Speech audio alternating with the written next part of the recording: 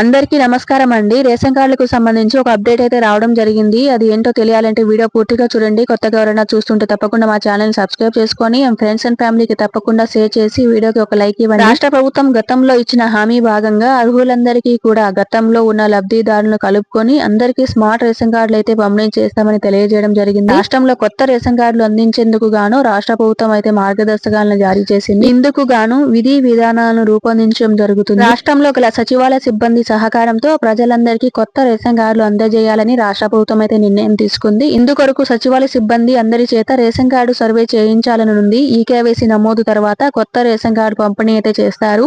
ఈ సర్వే ద్వారా రాష్ట్రంలో ఉన్న బోగస్ రేషన్ కార్డులను తొలగించాలని ప్రభుత్వం అయితే భావిస్తుంది.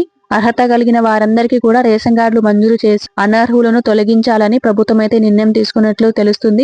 ఇందుకు సంబంధించి మరికొద్ది రోజుల్లో రేషన్ కార్డు సర్వే అన్నది ప్రారంభం కానుంది. చాలా మంది కొత్త రేషన్ కార్డుల కోసం ఎదురు చూస్తున్నారు కాబట్టి ఈ మధ్య కొత్త రేషన్ కార్డులకు ఆప్షన్ కూడా ఇవ్వడం జరిగింది. సచివాలయంకి వెళ్లి కొత్త రేషన్ కార్డులు అనేది అప్లై చేసుకోవచ్చు. ఇది నిరంతర ప్రక్రియ అని చెప్పడం జరిగింది. లాస్ట్ డేట్ ఏం లేదు కాబట్టి ఎప్పుడైనా చేసుకోవచ్చు. ఆల్రెడీ ఇప్పుడు కొత్తగా అప్లై చేసిన వారికి ఇప్పుడు ఈ సర్వే తర్వాత కొత్త కార్డులు అనేది మంజూరు అవ్వడం జరుగుతుంది.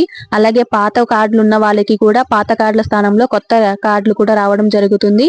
అలాగే చాలా మంది యాడ్ చేసింటారు, పెళ్ళై అమ్మాయిని యాడ్ చేయడం లేదు, పిల్లలు పుట్టే పిల్లల్ని రేషన్ కార్డులో యాడ్ చేయడం జరుగుతుంది. రేషన్ కార్డులో అమ్మాయిని యాడ్ చేయాలంటే ముందైతే మ్యారేజ్ సర్టిఫికేట్ అడిగేవాళ్ళు. ఇప్పుడు ఆ మ్యారేజ్ సర్టిఫికేట్ ఆప్షన్ కూడా తీసేశారు. ఇంకా పిల్లల్ని యాడ్ చేయాలంటే ఖచ్చితంగా బర్త్ సర్టిఫికేట్ అని ఉండాలి.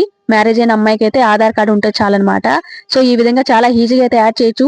అండ్ ఈకేవైసీ కూడా ఓటీపీ ఆప్షన్ కూడా ఇచ్చారు కాబట్టి దూరంగా ఉన్నా సరే రేషన్ కార్డులో యాడ్ అయ్యే అవకాశం ఉంది. కాబట్టి ఎవరైనా ఇంకా రేషన్ కార్డు చేసుకుని వాళ్ళు ఎవరైనా యాడింగ్ స్ప్లిట్ చేసుకోవాల్సిన వాళ్ళు చేసుకోండి.